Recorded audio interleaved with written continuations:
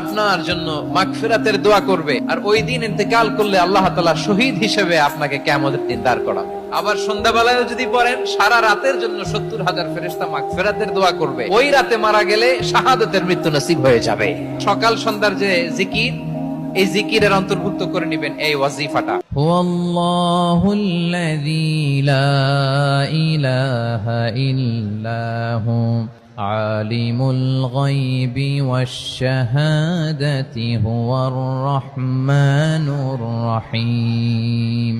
হুয়াল্লাহুল্লাযী লা ইলাহা ইল্লাহু আল মালিকুল কুদ্দুসুস সালামুল মুমিনুল মুহাইমিনুল আজিজুল জব্বারুল মুতাকাব্বির সুবহানাল্লাহি আম্মা